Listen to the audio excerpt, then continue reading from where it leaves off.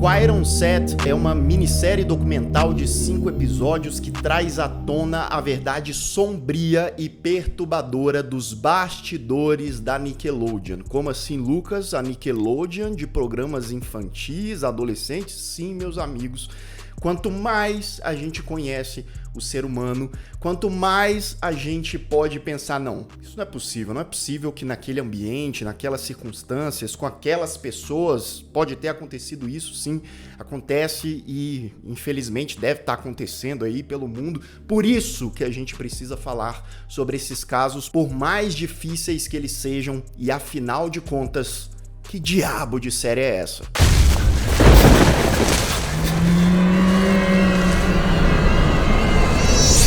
10 things to choose from. There was Nickelodeon and there was Disney. Sejam todos muito bem-vindos a mais um Refúgio Cult, meus amigos. Hoje o assunto é mais sério do que de costume, apesar de que sim, a gente sempre traz aqui uma vez ou outra, né, assuntos nebulosos, até casos bizarros, e esse caso aqui, inclusive, né, esse Quairon Set, que é a minissérie que a gente vai falar hoje, ela tá lá no Max, tá? Que antigo HBO Max, tá lá os 5 episódios. Ela foi exibida originalmente no Discovery Investigation, tá? Porque a minissérie é isso, é uma investigação, trazendo aí fatos que para muita gente eram desconhecidos. Algumas pessoas até sabiam alguma outra coisa em relação aos produtores, pessoal ali, né, que estava comandando a Nickelodeon, criando os programas infantis da Nickelodeon. E já fica aqui o meu aviso de gatilho. Essas temáticas são sensíveis.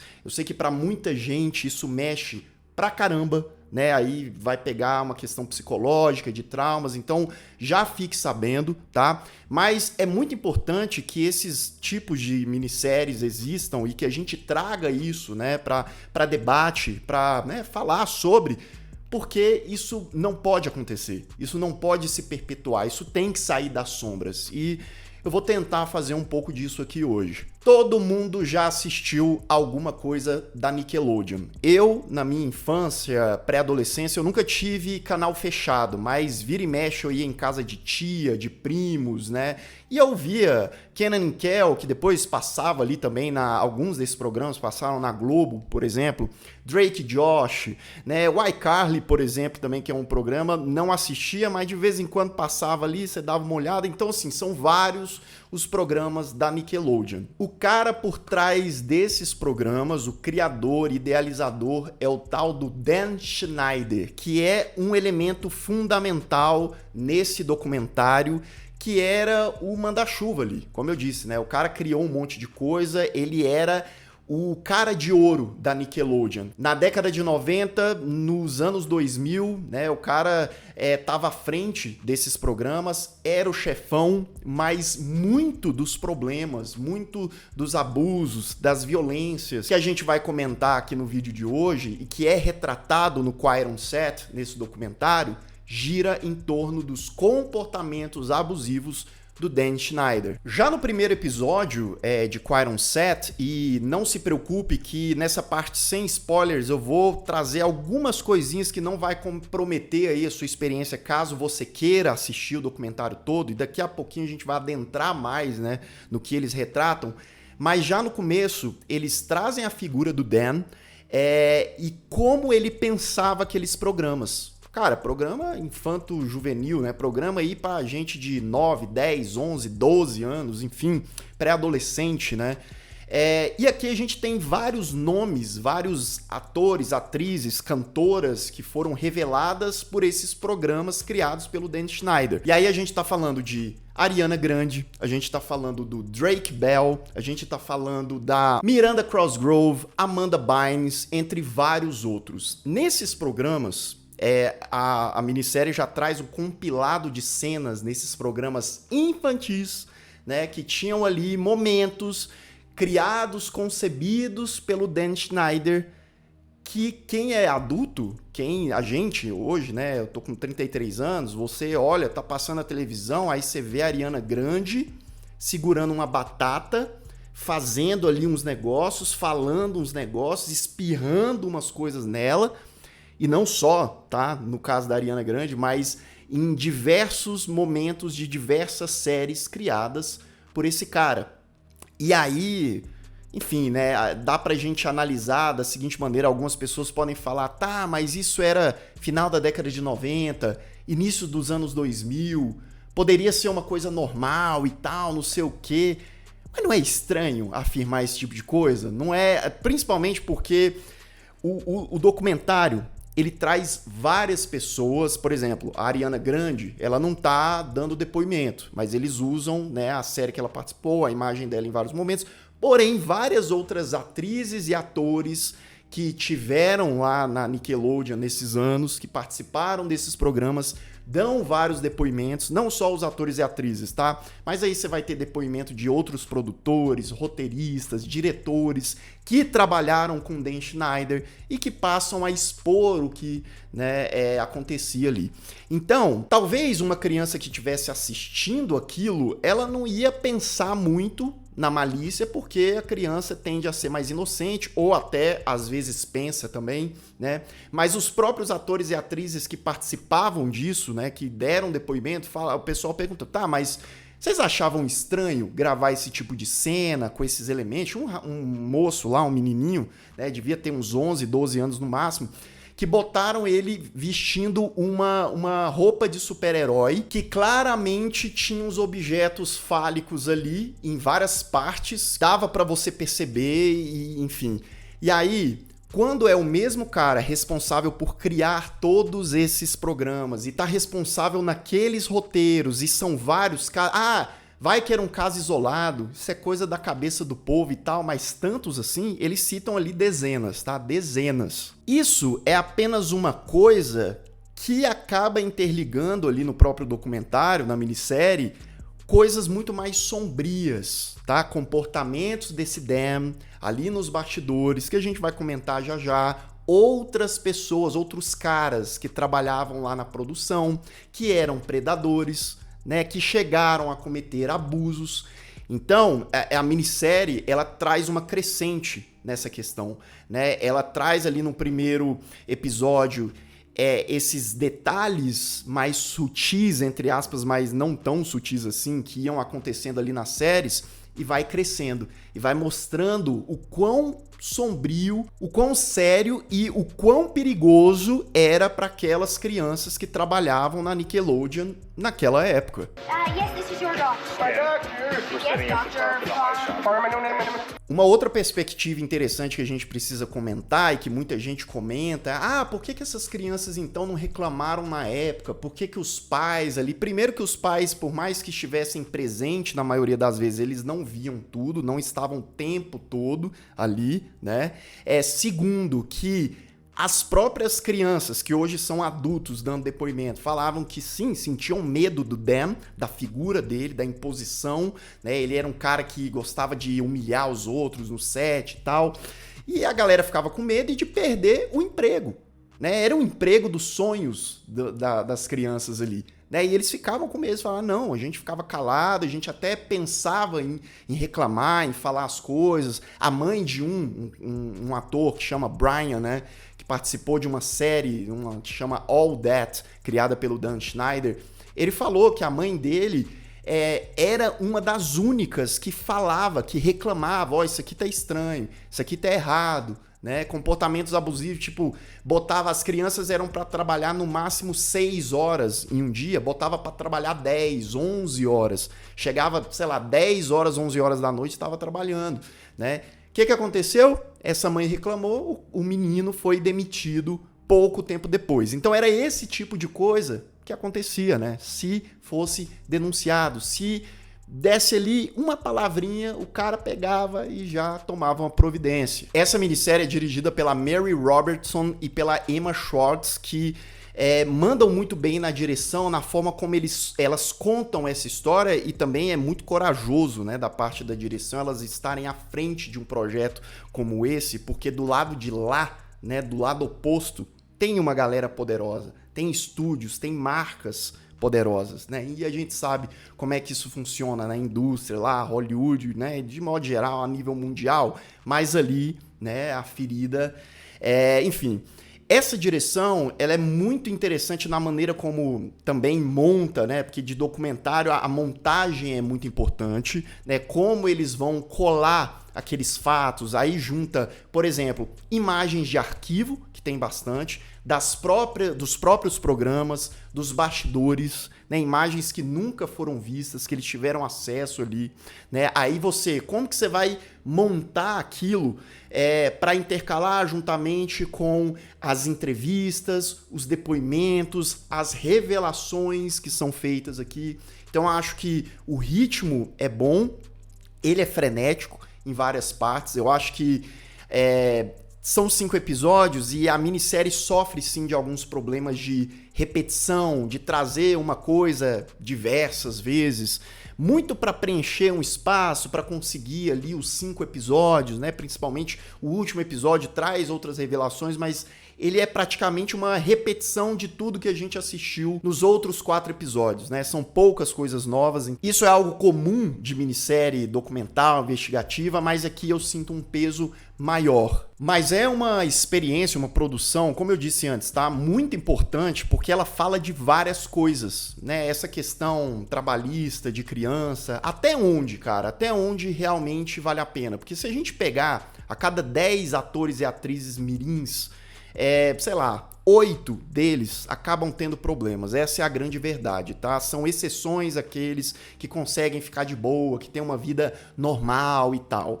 Mas a maioria acaba alcoolismo, dependência química, sendo internado. Isso quando eles até mencionam rapidamente, né? Quando eles acabam falecendo. Acabam tendo uma overdose, algo do tipo. E aí a gente vai para essas questões, para esses impactos que são causados na vida dessas pessoas pro resto da vida, né? Na infância elas trabalham, mas aí na fase adulta, né? O que acontece depois. Mas não só das crianças, a questão trabalhista de modo geral, porque vários roteiristas mulheres que trabalhavam pro Dan Schneider e que ele tratavam feito uns insetos, sabe? Tipo assim, é bem triste ver isso.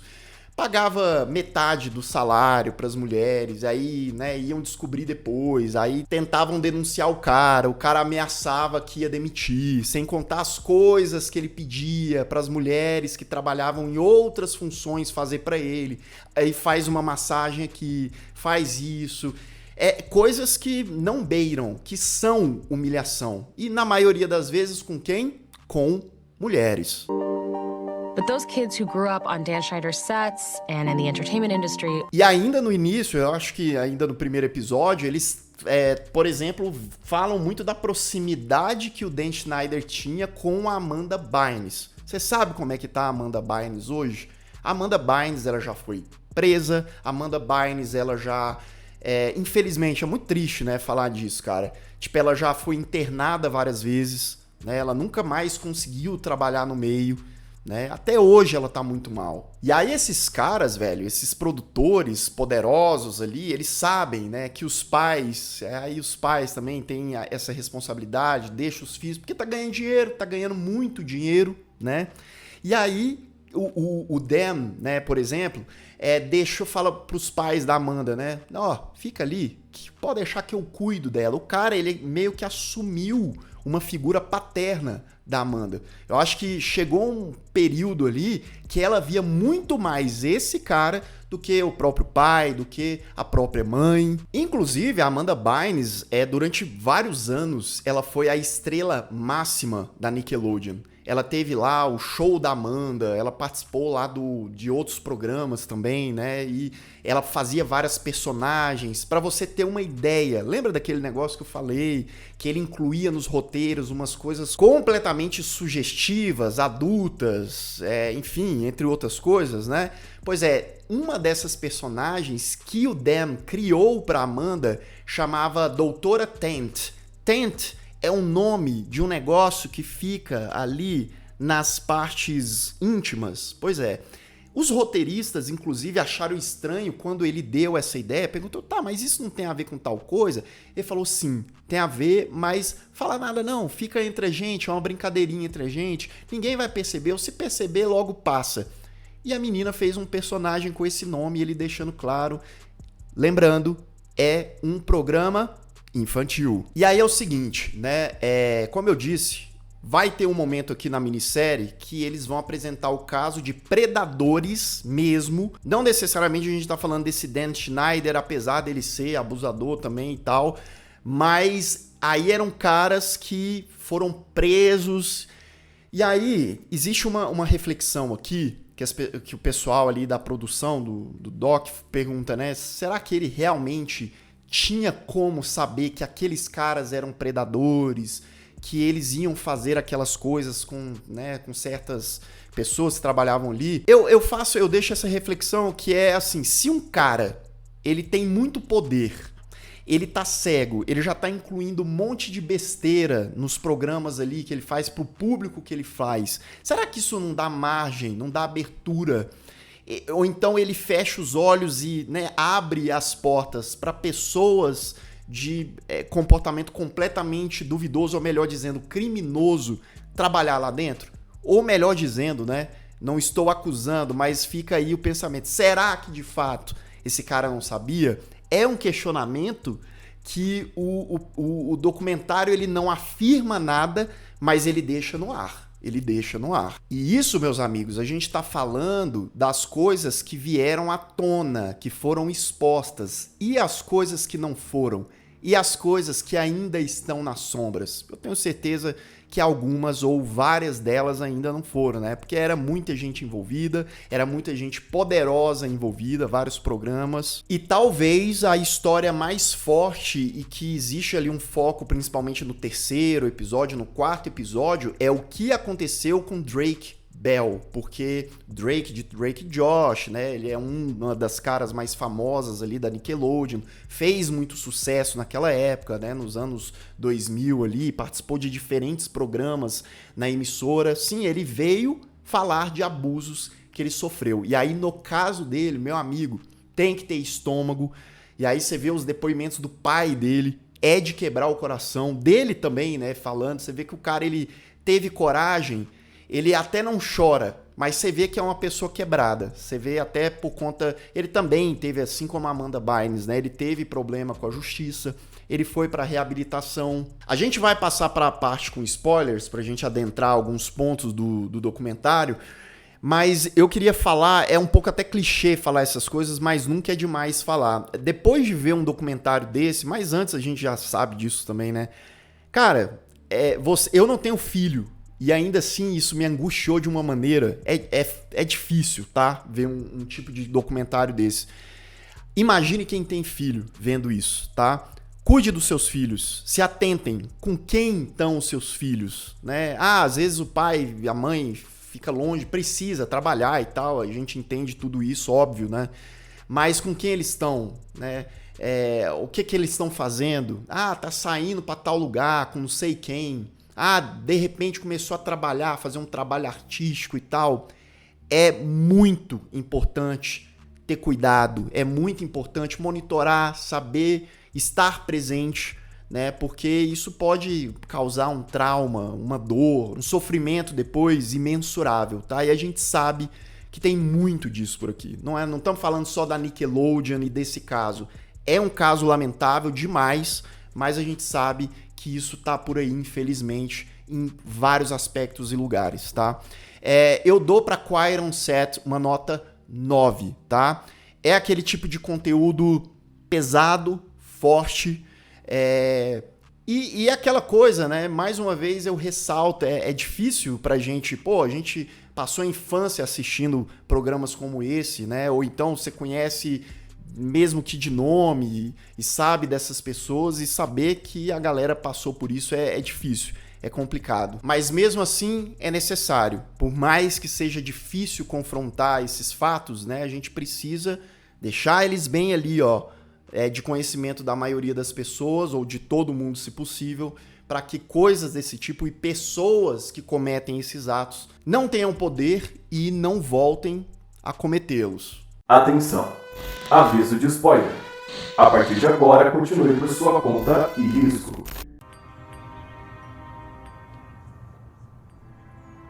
Bem, vamos lá. Vamos adentrar algumas coisas aqui, alguns pontos importantes e sérios, né? O próprio Dan Schneider, que o documentário pega muito, né, na figura desse cara, porque ele era um manda-chuva, ele era um cara, né, que os comportamentos completamente questionáveis, né, lá com a Amanda Bynes, tinha umas coisas que ele mandava gravar, e aí um cara de, sei lá, 30 e tantos, 40 anos, ele numa banheira com, no caso, a Amanda, né, beleza, era pro programa, mas ali é meio estranho, sabe? A imagem não é legal. Mas para além disso, né, as funcionárias dele, roteiristas, né, uma roteirista falava, ele teve um dia, pediu para eu subir numa mesa e fingir que eu estava fazendo tal coisa porque ele achava engraçado e todo mundo ria. Aquele típico caso que o chefe, né, ele faz uma coisa ali que é uma atrocidade, mas as pessoas riem com medo de serem demitidos, sem contar que ele pedia para fazer massagem.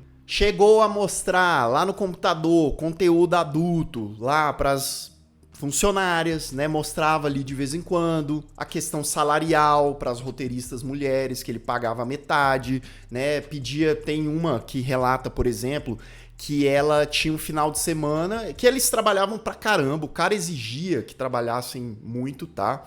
Aí ela falou, não, tipo, sábado à noite eu não posso trabalhar, sábado à noite, porque eu marquei um jantar com a minha família, amigos e tal. E ele queria que ela trabalhasse sábado à noite e domingo, e assim sucessivamente. A mesma coisa acontecia com crianças, tá? Às vezes crianças tinham que trabalhar final de semana, muitas horas e tal. E tem o caso de um menino, de um ator chamado Brian. Era um dos poucos negros que trabalhavam ali nos programas, nas produções, né? E o Dan Schneider, atualmente, ele fala, né, em entrevistas. Eu vi algumas entrevistas dele, e ele falando, mas eu sempre fui um cara que incluí pessoas, tinham personagens negros nas minhas séries. E aí, tipo assim, você vai ver, era tipo assim, 10, 11 pessoas brancas e um negro, no máximo 2. E o cara contando isso como se fosse um grande mérito, uma grande coisa, né?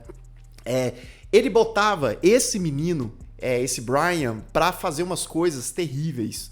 Pense você, um molequinho de 11 anos, aí tinha um programa lá que eles faziam coisas para as crianças ficar com medo.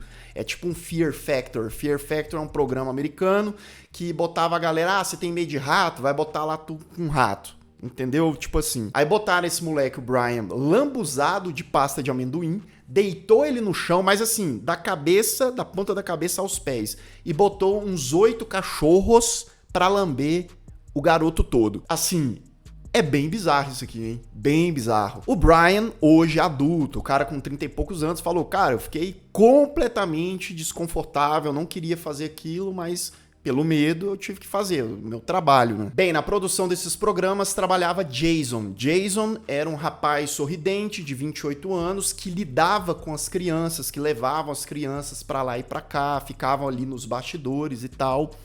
E aí uma mãe de uma das meninas da época passa a dar o depoimento que a filha dela criou ali, né, uma relação à distância, né? Tava a internet discada, acho que era final dos anos 90, início dos anos 2000, e ele conversava por e-mail com essa menina, ou pelo Messenger, melhor dizendo, e a mãe ficava vendo, né? Porque a menina tinha participado de um programa, aí ficava em contato com ele, porque ele falava, não, eu vou te botar em tal programa, aquela coisa, né? Tentando chamar a atenção da menina, até um dia que a mãe pegou uma mensagem dele falando, vamos no shopping, mas não fala pra sua mãe que eu vou e tal. E aí ela contou pra mãe dela, obviamente, e o negócio explodiu quando o cara, alguns dias depois, mandou uma foto dele, né, pra menina, uma foto, né, enfim. E esse cara foi preso, a polícia foi na casa dele, ele tinha milhares de fotos, né, e vídeos daquilo que você tá imaginando mesmo. She left the business and never returned. E o maluco, ele guardava, eles falam tudo isso, né? Mostra algumas coisas ali, ele guardava objetos, né? Dos meninos lá, o pessoal que trabalhava, e deixava na casa dele, guardava como souvenir. Além desse Jason, tínhamos o Brian Peck, né? Tem um menininho, um ator que chamava Brian, esse aqui é outro cara, é o Brian Peck. Um cara que tinha muita influência na Nickelodeon, que conhecia muita gente, né? Ele participava dos programas, fazia pequenas participações, ele era inclusive o garoto Pickles, né? Ele, garoto entre aspas, porque ele tinha lá 40 e poucos anos, tá? Inclusive o lance do Pickles, que eles também comentam, né? O Pickles é daquele jeito e tem umas cenas muito, mas muito sugestivas, colocando um negócio no buraco e tal. Quem viu o documentário vai lembrar disso e vai saber que tinha alguma coisa errada ali nessas, né, concepções de cena. Esse Brian, ele era instrutor de atuação. Ele já era um cara que já estava na indústria há muitos anos. Ele trabalhou com pessoas, ele foi instrutor do Leonardo DiCaprio, quando o Leonardo DiCaprio era novinho, né, e de outros atores e tal. E nessa época, quem tava começando era o Drake Bell, do Drake e Josh, né? O pai dele era meio que uma espécie de empresário do Drake e tal. E ele tava ali com umas oportunidades, o Drake, a série passa ali por toda a carreira do Drake. Ele fazia pequenos papéis desde os 5 anos de idade, tá? E aí lá na Nickelodeon, ele foi crescendo muito rápido. Aí o pessoal, pô, vamos chamar o Brian aqui, que ele é gente boa, mais um cara super sorridente, super simpático com as crianças, com os adolescentes lá. E o Drake começou a ser instruído, né, pelo Brian, e os dois ficando muito próximos, criando um vínculo, uma certa amizade. O pai do Drake percebeu, né? Mais uma vez, o pai do Drake tá dando depoimentos, ele fica super emocionado e tal. O cara parece que ele se sente culpado de muita coisa, sabe? De verdade. E aí ele fala que tava sentindo alguma coisa errada na forma como esse Brian lidava com o filho dele. Isso, o filho dele tinha 14, 15 anos no máximo, tá? E aí o Brian meio que fez o Drake afastar o pai dele, né? Tirar o pai dele da jogada e tal, e ele conseguiu. O pai dele foi afastado, né? E nessa hora o tal do Brian se aproveitou completamente do Drake. E é nesse momento que o negócio fica pesado, porque o Drake, né, pela primeira vez ele fala de tudo que aconteceu com ele, né? Que ele um dia acordou, tava dormindo no sofá lá nos bastidores e tal. Ele ia muito pra casa desse Brian também ensaiar e o cara tava abusando dele, né? E só piorava, porque... Ah, Lucas, mas por que o cara não falava nada? Você assistiu o Bebê Rena? Você viu lá o caso do cara e tal, do Richard? É um modus operandi, ainda mais quando se trata de uma criança. O Drake tinha 15 anos nessa época, né? Ele era um adolescente. O medo, ele fala, eu tinha medo, o cara era influente, eu ia perder a oportunidade da minha vida, né? Eu ia perder os meus papéis, eu tinha medo de como as pessoas iam me olhar, me julgar. E depois que ele revelou, julgaram ele, tá? Daqui a pouquinho a gente vai falar sobre isso. Mas quando ele tenta descrever as coisas que o cara fez com ele não consegue, porque foram várias vezes, várias. E diferentes tipos de abuso, tá?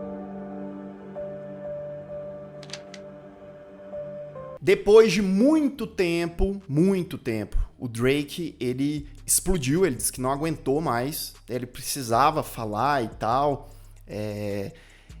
e o Brian foi preso. Ele foi preso, ele até fala, né, que ele contou pro pai dele, o Brian foi preso, e o pai dele falou pra ele, né, eu sabia que tinha alguma coisa de errado com esse cara, que bom que ele não te machucou. O pai dele não entendeu que o Drake era a vítima. E aí, quando o pai dele conta que caiu a ficha que o filho dele exatamente era a vítima, aí ele desabou em choro. E detalhe, tá? Poucas semanas depois que o Brian foi preso, começou o Drake e Josh. Estreou o Drake e Josh. Ou seja, o moleque passando por aquilo tudo, né? Ele ainda tendo que trabalhar. Ele disse que, claro, ele amava fazer aquilo, amava fazer o seriado, fazer as pessoas rirem e tal. Mas existia um lado muito sombrio. O que esse lado sombrio dele levou? Aos vícios, né, a ser preso. Bem, o que acontece? O Brian, o cara, o predador, né, ele muito bizarro isso, porém não é uma surpresa. Ele recebeu apoio de muita gente famosa. Aquele cara, o James Martin, aquele ator lá do fez o Ciclopes do X-Men, vários outros atores, atrizes mais conhecidos nos Estados Unidos também, produtores, roteiristas, que trabalharam com o cara, mandaram cartas falando, ele nunca poderia fazer isso, ele foi provocado, com certeza, né, incentivaram ele a fazer isso, ou seja, botando a culpa na vítima, no Drake. O cara foi sentenciado a 16 meses. 16 meses. Em 2005, pouco tempo que tinha acontecido lá o caso do Brian e do Drake, um terceiro predador foi preso também trabalhando com o pessoal lá nos bastidores e tal. Então, em uma janela muito curta de tempo, 3, você vê lá o negócio do chefão que eu tava falando? Pois é. Depois desse caso do Drake, o documentário volta a expor várias coisas do Dan Schneider, né? Desse chefão aí, das coisas que ele botava o pessoal pra fazer. Tem até o programa Zoey 101, que era protagonizado pela irmã da Britney Spears, a irmã mais nova dela. A Jamie Lee Spears, que em várias cenas, a mesma coisa que aconteceu com a Ariana Grande, aconteceu com essa menina, aconteceu com vários outros ali, porque assim, nessa época, bota aí 2006, 2007, esses programas da Nickelodeon estavam explodindo de audiência, estavam tendo vários e eram várias estrelas e tal. Com isso, o poder do Dan estava crescendo e ele fazia essas coisas, colocava ali nas entrelinhas, mas apesar de que virou uma coisa muito escrachado nos programas ali, ó, à torta e à direito. A Janet McCurdy, que fez lá o iCarly, né? Ela escreveu um livro falando dos abusos da mãe dela, né? A mãe dela faleceu e tal, e ela falou o que ela passou na mão da mãe dela. E ela menciona um produtor que também era abusador, que, né, fazia ali o ambiente tóxico de trabalho das piores maneiras possíveis e tal. E não cita o nome do cara, mas ficou mais do que claro que se tratava do Dan. Depois de muito tempo, aí a gente já tá falando 2017, 2018, várias acusações, várias pessoas surgiram falando, ó, Dan fez isso, Dan fez aquilo, o cara é maluco, criminoso, né? A Nickelodeon demitiu o Dan Schneider, o cara que tava lá no topo, né? Ele não esperava, foi pego de surpresa, deram 7 milhões na mão dele, 7 milhões de dólares, para ele sair. Ele não foi preso, tá? Não foi preso por conta disso, né? Até então não está trabalhando no ramo, mas ele fala hoje com, sei lá, seus 50 e tantos anos, ele fala que o sonho dele é voltar a trabalhar novamente nesse ramo, que é o que ele ama, que é o que ele gosta. E no 5º episódio, a gente tem ali, eles repassam várias coisas que a gente viu nos outros 4 episódios, eles... É um episódio especial esse 5º, né? Uma jornalista entrevista o Drake novamente, ele fala outras coisas que ele não falou. Inclusive o Drake, olha só, hein? Aí fica pra análise, pra psicologia. Ele foi preso, o Drake, aos 29 anos, isso já tem bastante tempo, tá? Porque ele estava trocando mensagens com uma menor de idade. O Drake, ele fala que ele errou, ele fala que ele pagou por isso, que ele se arrepende completamente, né? Que ele estava numa fase muito obscura da vida dele, né? Que ele estava se afundando de todos os lados, os vícios e tal, né? E o cara ir mundialmente botar a cara a tapa a jogo e falar isso, né? E claramente dá pra ver que é uma pessoa, assim como mais uma vez eu cito a Amanda Bynes, a própria Ariana Grande tem vários problemas de saúde mental, né? A gente lê aqui e ali. Então são pessoas que durante todo esse tempo da infância, da adolescência, né, carregam esses traumas e como isso afetou pra caramba, né, a vida deles enquanto adultos. Nesse último episódio, né, eles reúnem não só o Drake, outros atores que trabalhavam, falam como eles estão hoje em dia, né, o Brian lá com a mãe dele, que os dois inclusive se afastaram durante muito tempo e que o documentário de uma certa forma, né, eles revivendo aqueles demônios, aqueles traumas ali, reaproximou os dois, né, juntou os dois. E um questionamento que eles fazem é que, por exemplo, no julgamento do Brian, lá, o predador que atacou o Drake e tal, a imprensa praticamente não cobriu na época. Ficou assim, ó, muito, mas muito discreto, né? E muito, eu tenho, isso aqui é quase certo, tá? que vem da influência da Nickelodeon, do Dan, dos produtores, da galera que tentavam acobertar esses casos, dos 3 predadores, por exemplo, e os próprios casos ali envolvendo o Dan, né? Até que chegou um ponto que explodiu a coisa ali lá para 2018 e eles não tiveram muito para onde fugir, não. Bem, Dan Schneider está processando o documentário, está processando as produtoras, as diretoras por conta de difamação. Ele fala que é uma grande difamação e tal, uma campanha contra ele, aquela coisa, né? Mas ele fala também em algumas entrevistas atuais que ele se arrepende de alguns métodos que ele utilizava, né, de trabalho, que às vezes ele era muito rígido, que às vezes ele pensava muito no trabalho e não pensava tanto nas pessoas, e que hoje, mais maduro, ele faria diferente. Mas será mesmo, Dan, que faria diferente? Ou só quando a água bateu, né, que agora, depois de tudo isso, né, o cara tá falando isso? É difícil, né? O certo era estar preso, era estar pagando como deveria, mas não tá, né? Milionário, enfim. Esse é Quairon Set, tá? Uma história triste, mas verdadeira, real e que destrói várias coisas aí de infância de muita gente, né? Porque acaba sendo uma coisa muito triste. E você, já tinha ouvido falar desse documentário, dessa minissérie? Mais uma vez, tá lá no Max, tá?